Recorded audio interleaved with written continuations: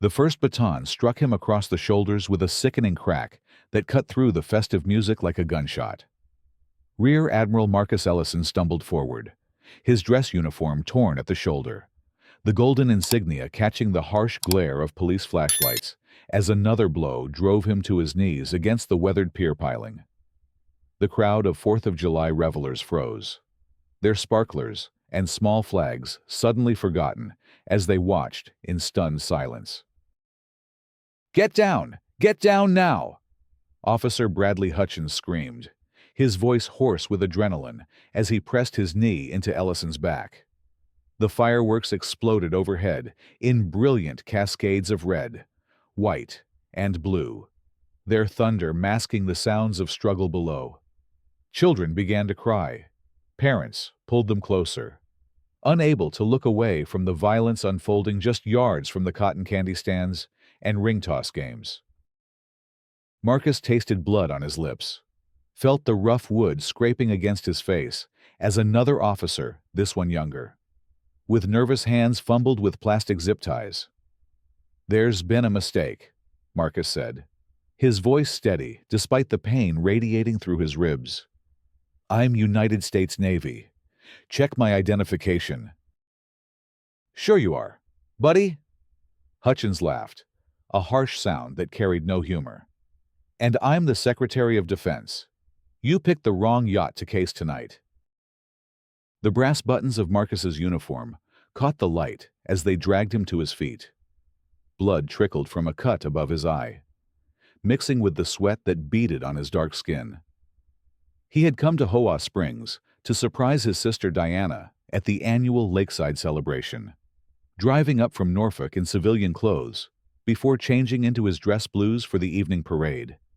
He had wanted to see her face when she spotted him in the crowd, wanted to share a moment of pride as the community honored their veterans. Instead, he found himself surrounded by hostile faces, his wrists bound behind his back as Officer Hutchins rifled through his wallet with latex-gloved hands. "Marcus Ellison," Hutchins read aloud, squinting at the military ID in the harsh beam of his flashlight. "Nice try with the fake, but this boy don't look nothing like no admiral to me." He held up the identification card, its holographic seal catching the light. "What you think, Stevens? This look legit to you?" Officer Tommy Stevens, barely 25 with acne scars still visible on his cheeks, shook his head vigorously. "Hell no. Brad, look at this guy. Probably bought this off the internet. You know how these people are always trying to play the system." The words hit Marcus like another blow. These people. He had heard those words before, whispered in congressional hearings and muttered in Pentagon corridors by men who thought their rank or position elevated them above basic human decency. But hearing them here, on a pier decorated with American flags, spoken by officers sworn to serve and protect, cut deeper than any physical wound. "Officers, please." An elderly woman stepped forward from the crowd, her voice shaking. Margaret Hoffman had lived in HOA Springs for 60 years, had watched the community grow from a sleepy fishing village to an affluent lakeside retreat. Surely there's no need for such violence. This gentleman was simply admiring the boats. "Ma'am, step back." Hutchins pointed a finger at her, his other hand resting on his service weapon. This individual was observed acting suspiciously near the private yacht slips. When we approached for questioning, he became combative and attempted to flee. Marcus lifted his head, despite the pain shooting through his neck. "That's not true. I was walking along the public pier when these officers approached me. I showed them my identification immediately and explained that I'm here visiting family." "Save it for the judge, Admiral." Stevens smirked, emphasizing the title with obvious mockery. "We got witnesses that saw you trying door handles on them expensive boats. Probably looking for something to steal. Right. Maybe some electronics you could pawn?" The crowd murmured uneasily. Some faces showed confusion, others disgust, But Marcus couldn't tell if their anger was directed at him or at the officers. The fireworks continued their spectacular display overhead, each burst illuminating the scene in stark, temporary clarity. Red light, blue light, white light. The colors of freedom, Marcus thought bitterly, as another officer approached with pepper spray. "This'll teach you to lie to police," the canister hissed as Officer Rodriguez, his nameplate barely visible in the chaos, aimed the stream directly at Marcus's face. The chemical burn was instantaneous and overwhelming. Marcus's eyes slammed shut as fire spread across his face and down his throat. He gasped for air, his lungs seizing as the pepper spray invaded his respiratory system.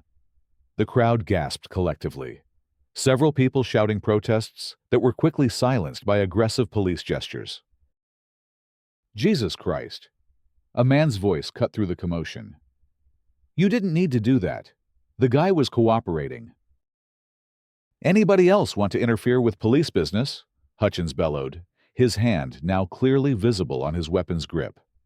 The crowd fell silent, parents pulling children behind picnic tables and vendor booths. The festive atmosphere had evaporated completely, replaced by an ugly tension that seemed to press down on everyone present. Through his burning eyes and restricted breathing, Marcus felt them drag him across the pier's rough planking. His dress shoes scraped against the wood, their polished leather now scuffed and torn. The uniform that had been his pride, the same one he had worn to ceremonies honoring fallen sailors, to meetings with foreign dignitaries, to his daughter's high school graduation, was now soaked with sweat, blood, and chemical irritants. They shoved him into a maintenance shed behind the harbor master's office, a cramped space that smelled of motor oil and rotting fish. The door slammed shut with a metallic clang, followed by the sound of a heavy padlock clicking into place. In the darkness, Marcus could hear his own labored breathing, could feel his heart hammering against his ribs where the batons had struck. But it was his smartwatch that concerned him most. The device, standard issue for senior naval officers, had been monitoring his vital signs throughout the assault. Heart rate dangerously elevated, blood pressure spiking, GPS location locked and transmitting. Most importantly, the biometric sensors had detected the chemical irritants in his system and the impact trauma to his torso. The blue alert had already been triggered. Outside the shed, he could hear the officers laughing among themselves, their voices carrying clearly through the thin walls. "Did you see his face when the spray hit?" Stevens chuckled. "Thought he was gonna cry like a little girl." "Man's lucky we didn't tase his ass too," Rodriguez added. "Probably would have shit himself right there on the pier." "Hey, you get them photos?" Hutchins asked. "HOA's gonna want to see what we caught sniffing around their fancy boats." The sound of camera phones clicking filled the air. Marcus closed his eyes. Though the pepper spray made the gesture meaningless, his vision was completely obscured anyway. They were photographing him in his current state, bloodied, chemical burned, restrained. The images would be shared. He knew. Posted to social media accounts, sent to neighborhood watch groups, distributed as evidence of their successful prowler bust. The irony was not lost on him. For the past 18 months, he had been leading a joint task force investigating the theft of military munitions from naval installations across the Southeast. The investigation had traced stolen night vision equipment, body armor, and even small arms to a network of private security companies that supplied guards and surveillance systems to upscale residential communities.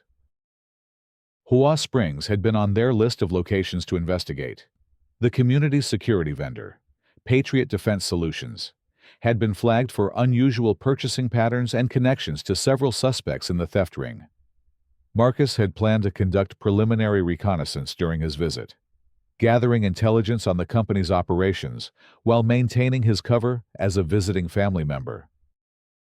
Now, locked in a maintenance shed with his face on fire, and his ribs screaming with each breath. He realized that his investigation was about to take a very different turn. Through the walls, he could hear the officers making phone calls. "Yeah, it's Hutchins. We got him? No, clean bust. Guy was casing the yacht slips. Had fake military ID. I know. Right. They're getting more creative with the forgeries. Yeah. We got photos. Rodriguez is uploading them to the group chat now." The HOA group chat. Marcus had heard about these digital neighborhoods watch networks during his investigation. Private social media groups where residents shared security footage, complained about suspicious activity, and coordinated responses to perceived threats. They were often breeding grounds for racial profiling and vigilante behavior, places where fear and prejudice could spread like wildfire among affluent communities. His phone, confiscated during the arrest, had been buzzing constantly in the evidence bag. Diana had probably been calling, wondering where he was. She would be worried sick by now, probably driving around town looking for his rental car.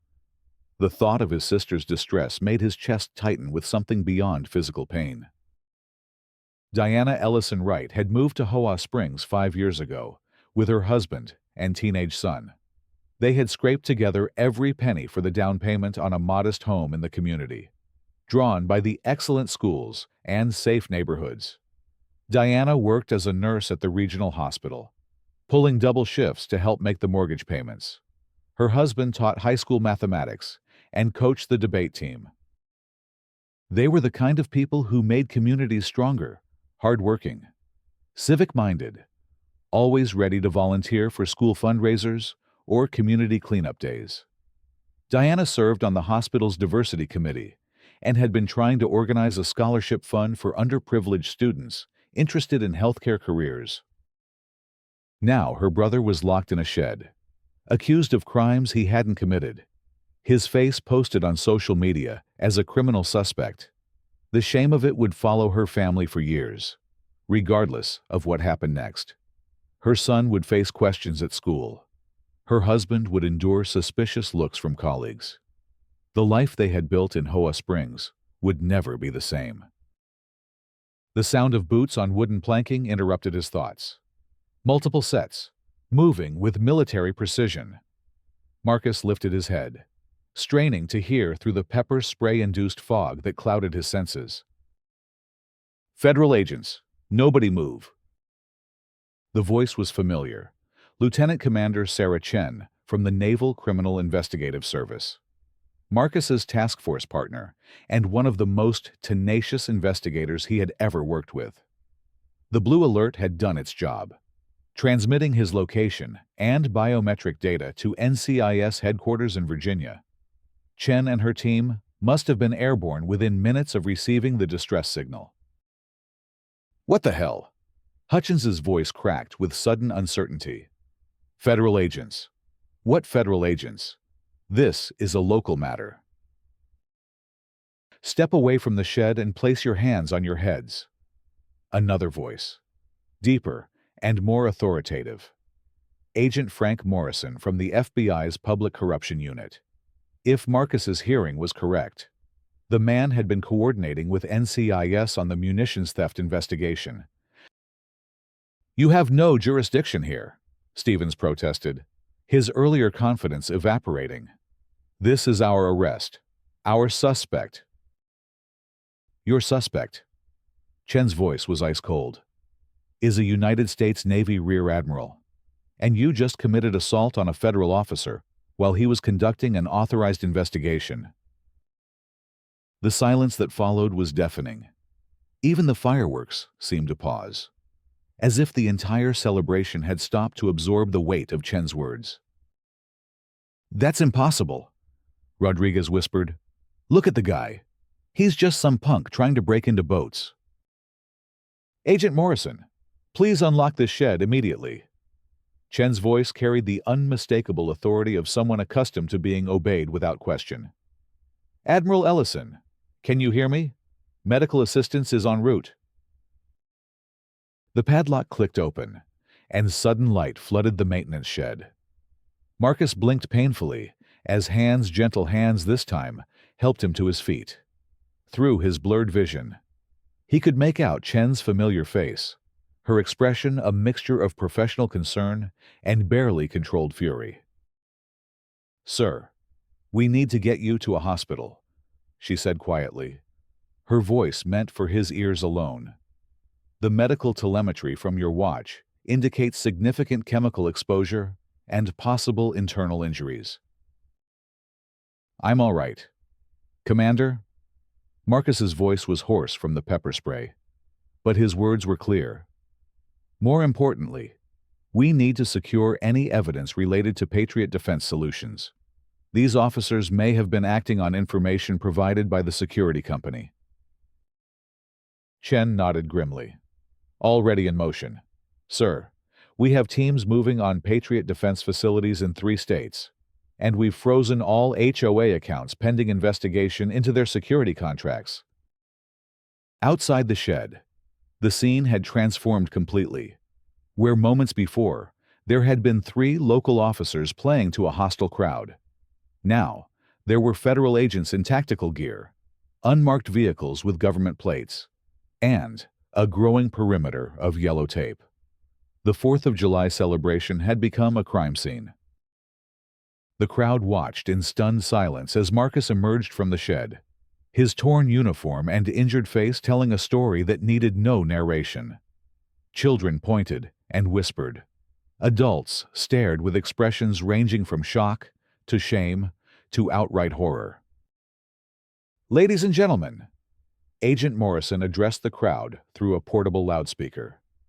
"What you witnessed tonight was the assault of a senior United States military officer by individuals who failed to properly identify themselves or verify his credentials.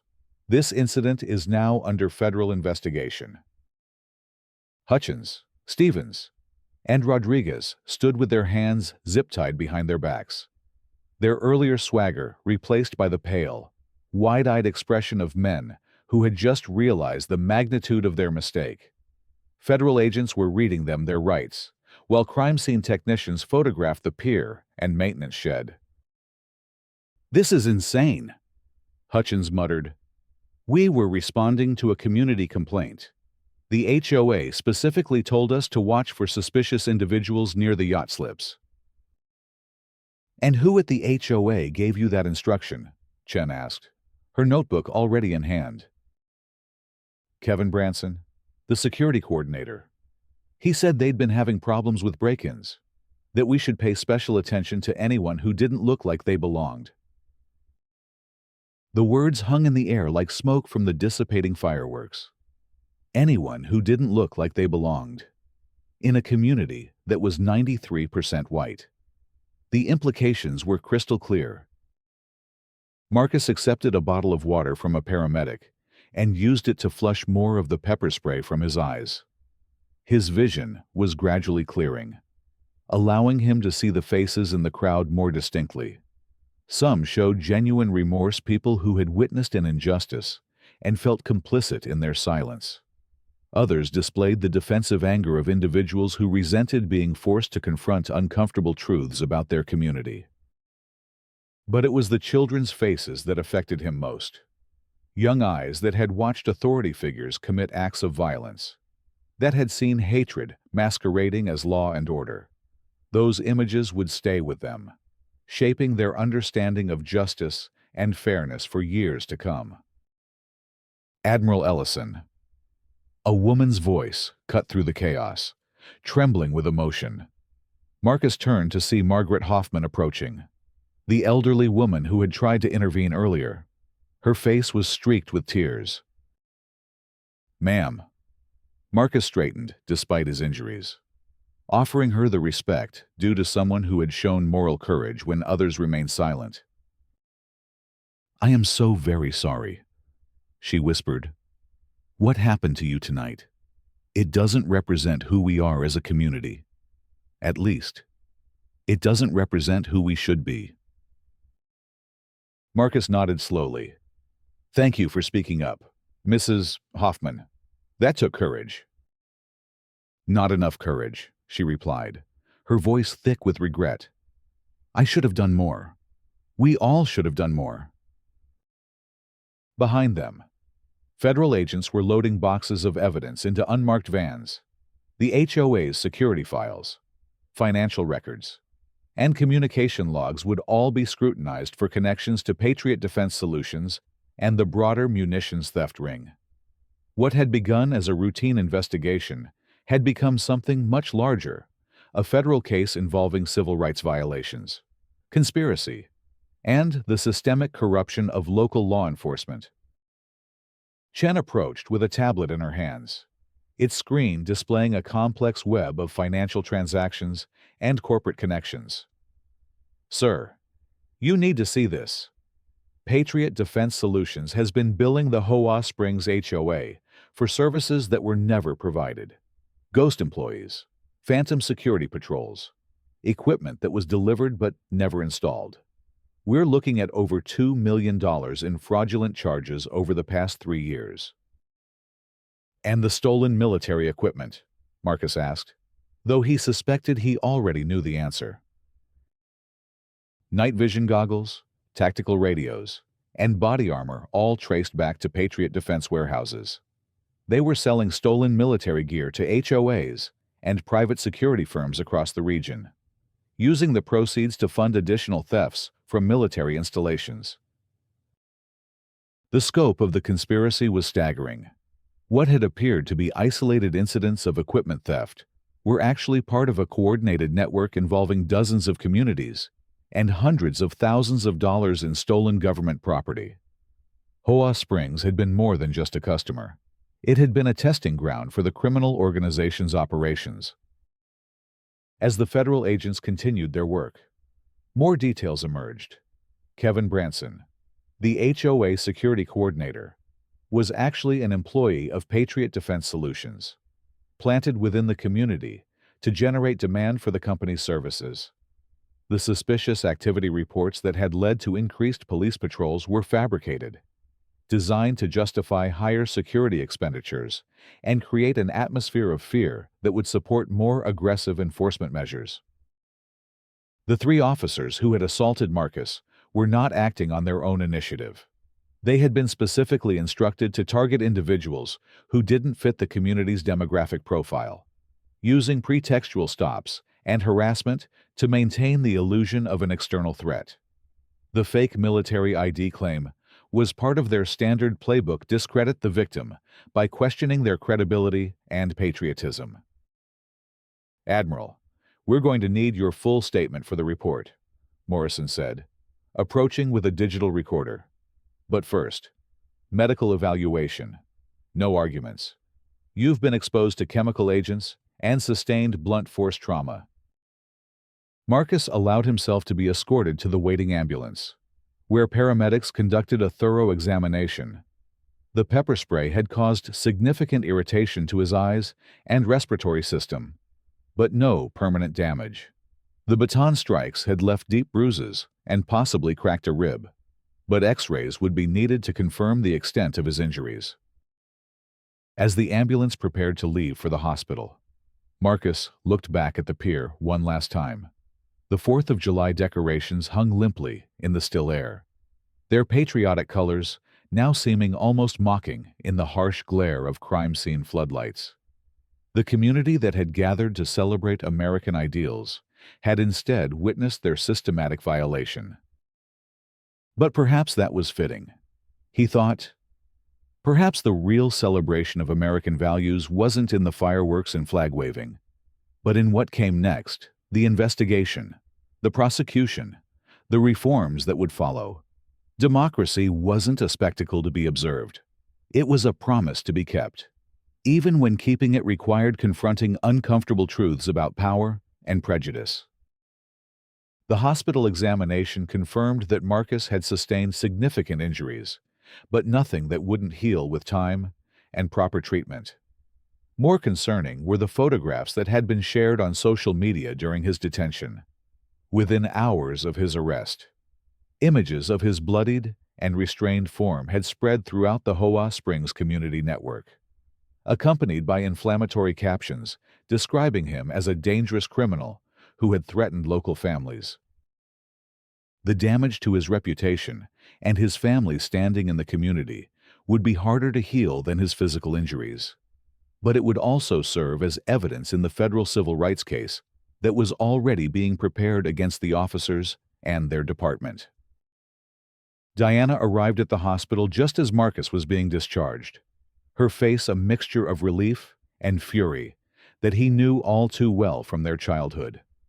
She had always been his fiercest defender, the sister who would stand up to neighborhood bullies or teachers who showed unfair bias. Now, at 42 years old with silver threads in her hair and worry lines around her eyes, she looked ready to take on the entire HOA Springs Police Department single-handedly. "When I couldn't reach you, I knew something was wrong," she said, embracing him carefully to avoid aggravating his injuries. "I drove all over town looking for you. Then I heard the sirens and saw the federal cars. I'm all right. Marcus used her childhood nickname, hoping to ease the tension he could see in her shoulders. "More importantly, we're going to make sure this doesn't happen to anyone else." Over the following weeks, the investigation expanded rapidly. Federal agents arrested Kevin Branson and 12 other Patriot Defense Solutions employees on charges ranging from fraud to conspiracy to commit theft of government property. The company's corporate headquarters were raided, revealing extensive records of stolen military equipment sales and plans to expand their operations to communities across the Southeast. The 3 officers who had assaulted Marcus were suspended without pay, pending the outcome of their federal trial. Their police department, faced with potential liability in excess of $50 million, agreed to implement comprehensive reforms, including mandatory bias training, body camera requirements, and civilian oversight of all use of force incidents. But the most significant change came from within the HOA Springs community itself. The images of Marcus's assault, combined with revelations about the fraudulent security contract, had sparked intense debate about the community's values and priorities.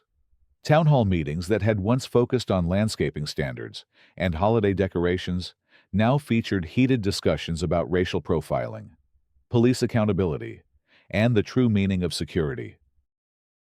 Margaret Hoffman emerged as an unlikely leader in the reform movement, using her status as a longtime resident to challenge neighbors who preferred to ignore the uncomfortable questions raised by the incident. At 73 years old, she organized voter registration drives, attended police oversight meetings, and spoke publicly about the need for the community to confront its own biases. "We cannot claim to support our military while turning a blind eye when one of our heroes is brutalized in our own backyard," she told a packed community meeting 6 weeks after the assault. "Admiral Ellison served our country with honor for over 2 decades. We failed to serve him for even 2 minutes when he needed our help." The HOA Springs HOA, facing federal investigation and potential criminal charges for their role in the fraudulent security contract, agreed to dissolve their organization entirely. A new community association was formed with explicit anti-discrimination policies and transparent financial reporting requirements. Their first major initiative was a proposal to rename the waterfront pier in honor of the officer who had been assaulted there. The Admiral Ellison Freedom Landing was dedicated on Memorial Day, 7 months after the 4th of July incident. Marcus stood before a crowd of community members, federal officials, and fellow veterans as a bronze plaque was unveiled beside the very pier where he had been beaten and restrained. "Freedom is not a guarantee," he said in his remarks that day, his voice carrying clearly across the water. "It is a choice that must be made every day, by every person, in every moment when we are called to stand up for what is right." Tonight, this community was tested. Some failed that test, but many others chose to learn from it, to grow from it, and to ensure that future generations inherit a more perfect union. The three officers were ultimately sentenced to federal prison terms ranging from 18 months to 4 years.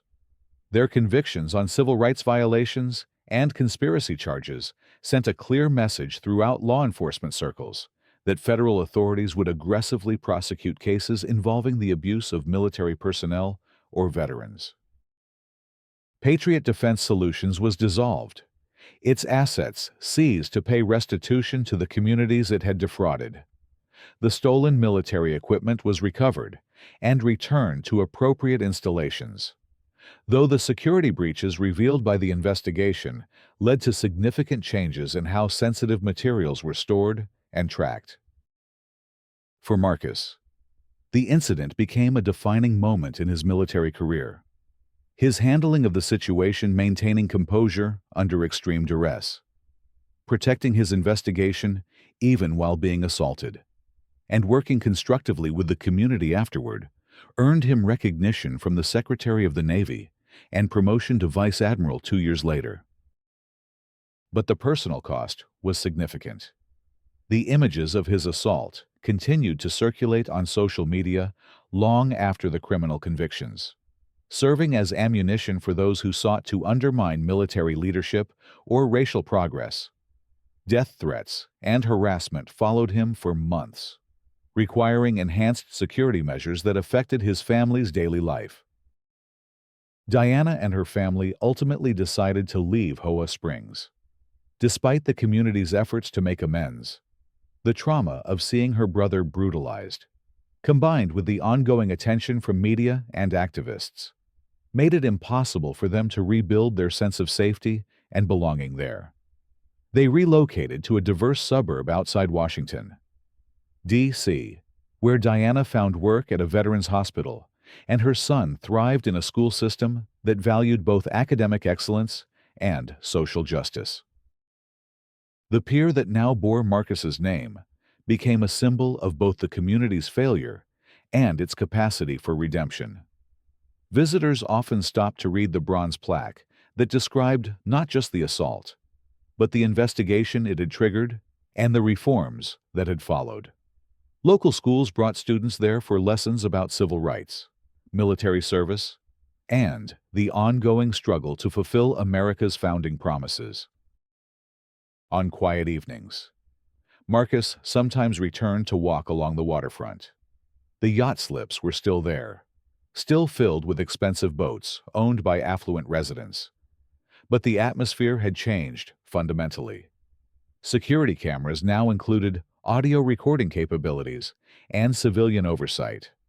Police patrols included diverse officers who received regular training on bias recognition and de-escalation techniques.